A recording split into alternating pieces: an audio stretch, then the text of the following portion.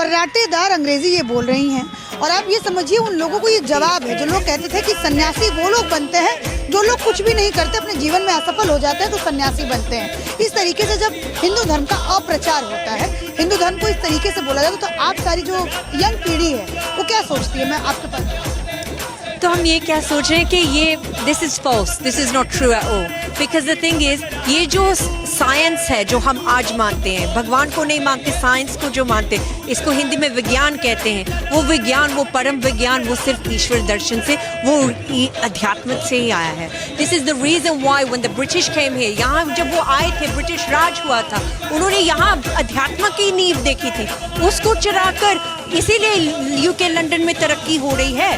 क्यों? क्योंकि उन्होंने यहाँ के तत्वों को चुराकर वहाँ जाके उन चीज़ों को स्थापित किया और यहाँ हमें ये बता दिया कि कुछ नहीं है।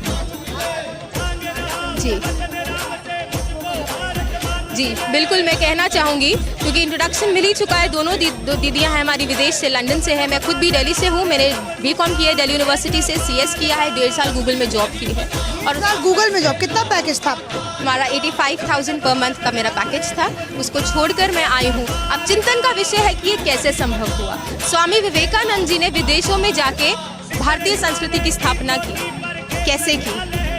क्वेश्चन, बहुत बड़ा क्वेश्चन मार्क है। इसका जवाब है उनके सतगुरु रामकृष्ण परमहंस जी। जब उनके जीवन में वो आए और उन्होंने उनका ईश्वर का दर्शन कराया तो वो एक्चुअल जो जागृति है वो उनके भीतर हुई। उनको समझ आया कि ये जो मेरा यंगस्टर हूँ, मैं युवा हूँ, ये युवा मैं इसलिए नहीं हूँ कि इधर उधर जाऊँ, कमाऊँ, रोटी खाऊँ, मेरा यहाँ तक लक्ष्य नहीं है। मेरा लक्ष्य है उस ईश्वर की प्राप्ति जो हम सबका है। तो इसलिए स्वामी विवेकानंद जी के पीछे उनके गुरु का हाथ था, तब जाके वो भगवाधारी कहलाए और इस भगवा की पवित्रता को उन्होंने जाना है। और हमने भी अपने गुरु माँ परम पूजनीय माँ आशुतोषामणी जी के सानिध्य में इस भगवा की पवित्रता को जाना है और ईश्वर का दर्शन माँ ने कराया हम सभी के अंतर्घट में। तभी आज सब कुछ छोड़ छाड़ के हम आए हैं। ये प्रश्न बहुत लोगों का होता है, फर्स्ट क्वेश्चन जो भी हमसे मिलता है यही होता है कि सब कुछ आपने छोड़ छाड़ के ये कैसे संभव हुआ? तो एक ही जवाब है कि जिनके शिष्य ऐसे हैं तो उनके गुरु कैसे होंगे। इसमें गुरु की महिमा है, हम लोगों की नहीं।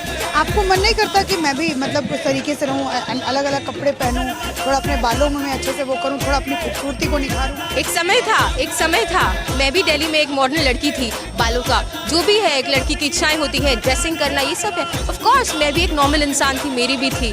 परंतु जब पूर्ण गुरु अपने